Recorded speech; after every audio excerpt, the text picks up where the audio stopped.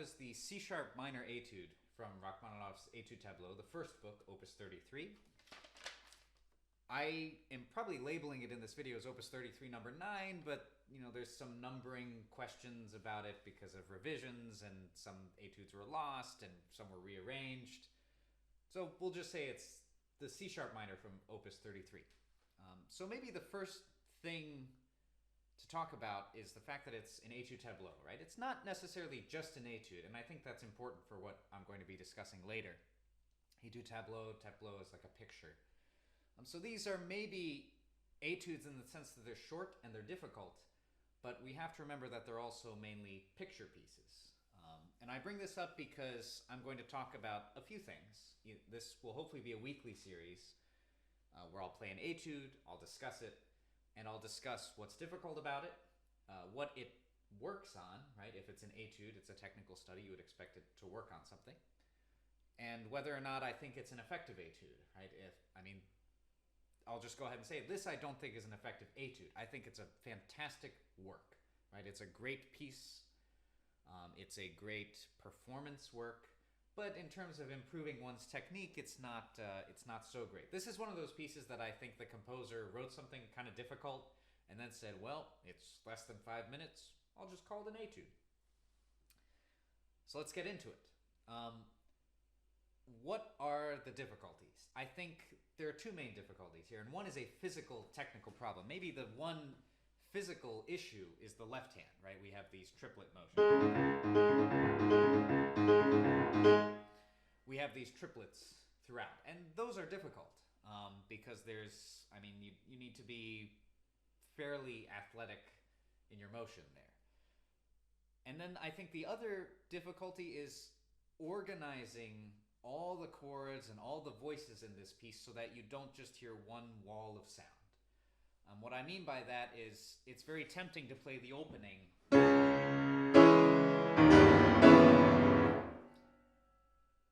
and we have to break it down a little bit so that we hear that there's actually two things going on. There's this, and then we have the chords. And the question is, what do we want to hear? And for me, I want to hear this. So we have to decide, how do we voice this stuff when everything is marked fortissimo and with accents and tenutos? And that's going to be also kind of a physical thing. How do we vary the technique? So I'll break it down a little bit about how I practiced it and how I've dealt with some of these issues. For me, if I want to bring something out, generally that means I'm going to use a firmer fingered approach, right? So I'm going to keep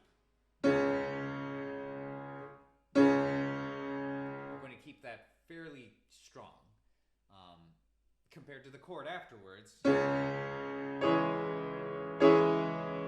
That still needs to be in a loud dynamic, but I'm not necessarily going down into the key as much.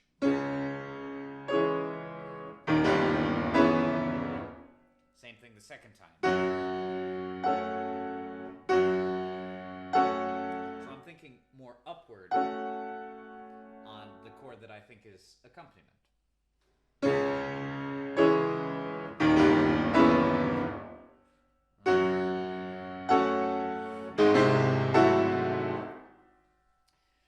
Okay, so that's a voicing thing. Now, in terms of the actual technical difficulty,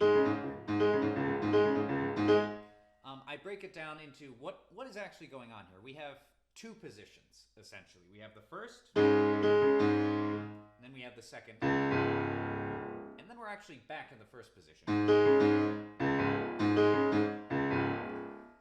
And, I can play within those positions all day, right? I can sit there and take a sip of water, pet my dog. Same thing at the other position. That's totally fine. The difficulty is maneuvering between the positions quickly enough. In some sense, that might be piano playing in general. How do we get from one comfortable position to the next comfortable position without screwing things up in between? So I practice over the jump, right? Instead of practicing separate positions, I practice the connection to the next position.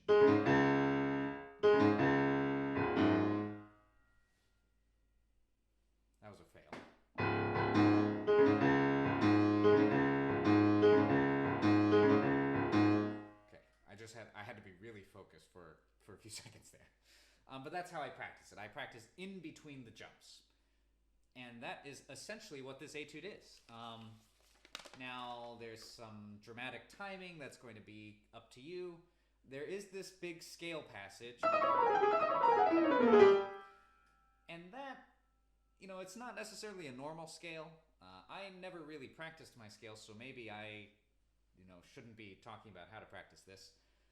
But I think a good rule of thumb is whenever you see consecutive fast notes, hands together, it's always rhythms. And even if it's not hands together, if you see fast notes in any hand, I think rhythmic practice is great. What is rhythmic practice? It's basically dotted rhythms. So instead of playing, I play, or the other way, which I find really effective. I just practice all of that in rhythms. Why does it work? Great question. You know, maybe there's someone smarter who knows why it works, but I do think it works. It works wonders. Slow practice and rhythmic practice. I worship at the altar of slow rhythmic practice. And I suggest you do too. Whenever I play a piece, there's usually a measure or maybe a section that as it approaches, I start to sweat a bit. You know, I don't, so we'll call it like the measure to end all measures or something. And this doesn't necessarily have one measure like that, but it does have a section, and it's the section at the end where we suddenly have three parts. It's this section here.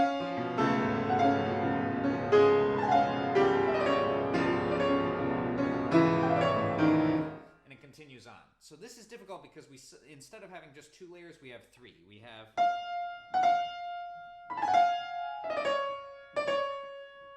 and then we have the middle voice. And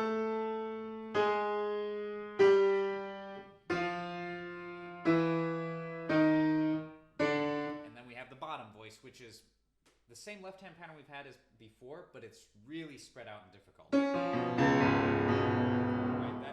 that's a huge jump. So the left hand we know how to practice. That's the same thing position-wise. You go to that. You know, you just go over the positional jump.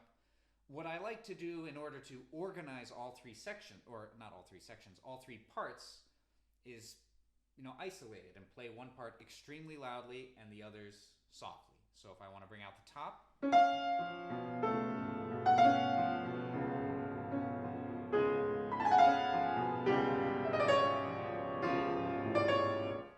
I want to bring out the middle,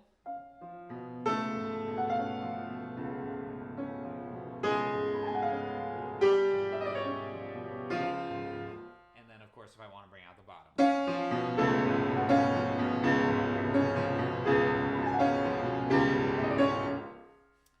And that's about it.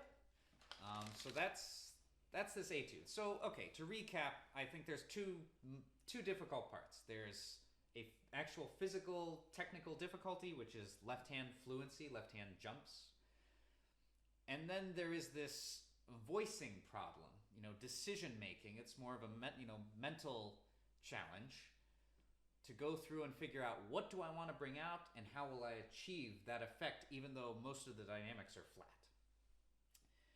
I hope what I've said is somewhat helpful. You know, these are all works in progress for me as well, so I'm not saying I'm the expert. There are plenty of better recordings out there, but hopefully this was helpful to someone or no one. Maybe just my parents watching this. So next week I will choose a different etude. We'll kind of do the same kind of dissection, and I hope that will be just as helpful, and I hope to see you there. So thank you very much for watching, and I am signing off now.